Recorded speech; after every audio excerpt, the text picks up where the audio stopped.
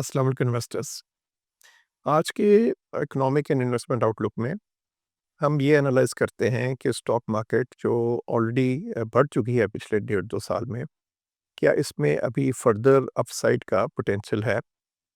और इसको हम थोड़ा हिस्टोरिकल पर्सपेक्टिव में देखेंगे। सबसे पहले तो जो स्टॉक मार्केट बढ़ी है, उसके क्या रीज़न्स हैं?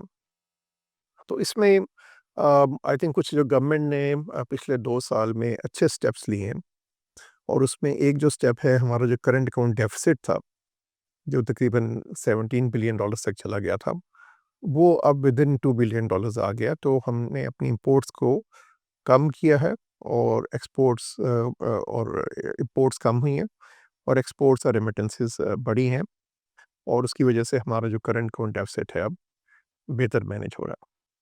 इसके अलावा जो हम आईएमएफ प्रोग्राम में हैं, उसकी वजह से भी एक इन्वेस्टर कॉन्फिडेंस बेहतर हुआ है और जो आईएमएफ की कंडीशंस हैं कि हम अपना टैक्स बेस ब्रॉडेन करें, गवर्नमेंट का खर्चा कम करें, स्पीडी प्राइवेटाइजेशन करें।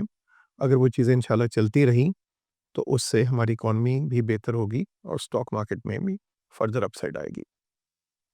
इसके अलावा हमारे जो फॉरेन एक्सचेंज रिज़र्व्स हैं, वो काफ़ी बढ़ गए हैं पिछले 2-1 साल में और इन्फ्लेशन अगर आप देखें, तो वो अब कम होकर तकरीबन 5% पर आ गई है और इस हिसाब से इंटरेस्ट रेट जो एक टाइम पे 21-22% पे चले गए थे, वो भी अब कम होकर तकरीबन 12-13% पर हो गए चले गए। तो इन्वेस्टर्स जिनको पहले टी-बिल्स में या बैंकों में या मनी मार्केट फंड्स में बड़ा अच्छा रिटर्न मिल रहा था, 20% से ऊपर भी मिल रहा था, अब उनको वो रिटर्न कम होके तकरीबन 12% के करीब आ गया।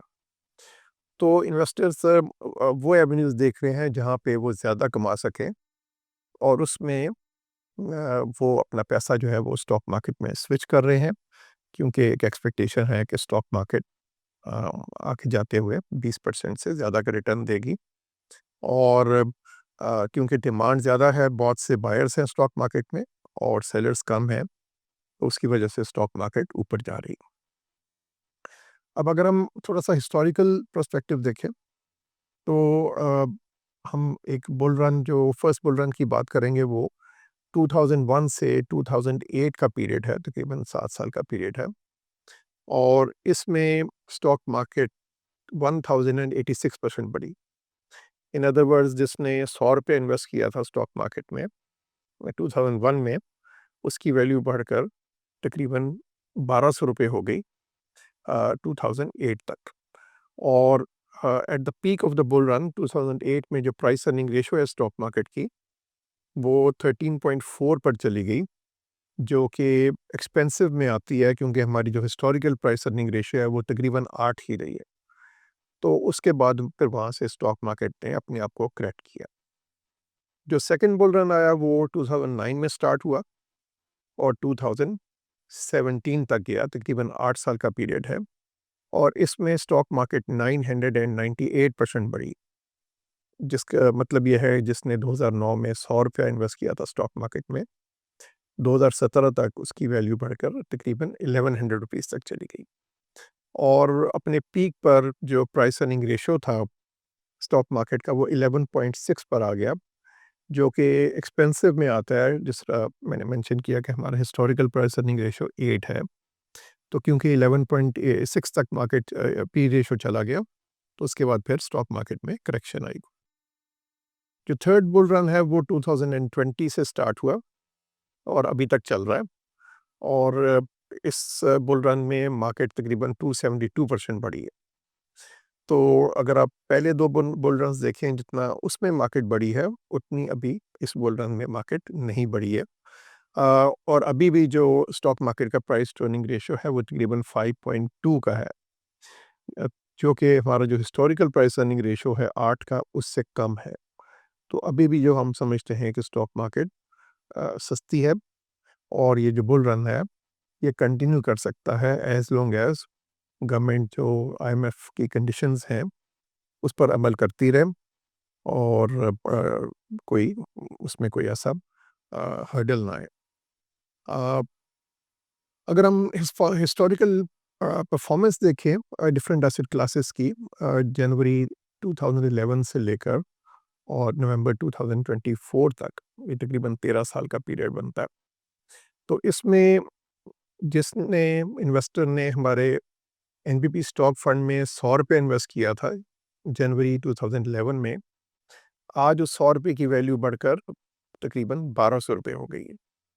और इसी दौरान जो स्टॉक मार्केट बढ़ी है KSE 100 इंडेक्स, वहाँ अगर किसी ने ₹100 इन्वेस्ट किया होता 2011 में, तो आज उसकी वैल्यू 843 होती। तो हमारे जो स्टॉक फंड है उसने एक बड़े सब्सटेंशियल मार्जिन से स्टॉक मार्केट को आउट परफॉर्म किया है ओवर दिस पीरियड। इसके बाद हमारा एनबीपी सरमाया इजाफा फंड है, जो कि तकरीबन 60-70% तक स्टॉक मार्केट में होता है और बाकी थोड़ा रिलेटिवली सेफर एवेन्यूज़ में होता है। और यहाँ पर जो ₹100 किसने इन्वेस्ट किया था 2011 में, तो उसकी वैल्यू बढ़कर ₹783 हो गई। जिसने गोल्ड में इन्वेस्ट किया था ₹100, आज उसकी वैल्यू बढ़कर तकरीबन ₹600 हो गई है। जिसने लाहौर रियल एस्टेट में ₹100 इन्वेस्ट किया था 2011 में, आज उसकी वैल्यू बढ़कर 595 हो गई है। NBP Islamic saving fund stock market में नहीं जाता, तो रिलेटिवली ये सेफर फंड है और इसमें जिसने ₹100 इन्वेस्ट किया था, आज उसकी वैल्यू बढ़कर 411 हो गई। इस तरह स्पेशल सेविंग सर्टिफिकेट्स में जिस इन्वेस्टर ने 2011 में ₹100 इन्वेस्ट किया, आज उसकी वैल्यू बढ़कर 375 हो गई है। और इन्फ्लेशन के साथ जो चीज़ ₹100 की थी 2011 में, आज उसकी कीमत ₹368 हो गई है। डॉलर में ने इसी पीरियड में ₹100 की इन्वेस्टमेंट बढ़कर ₹325 हो गई है। कराची रियल एस्टेट ने अच्छा परफॉर्म नहीं किया इतना, और जो ₹100 इन्वेस्ट किया था किसी ने 2011 में कराची रियल एस्टेट में, आज उसकी वैल्यू बढ़कर ₹323 है। और जिसने बैंक में ₹100 डाला, आज उसकी वैल्यू बढ़कर 266 हो गई है।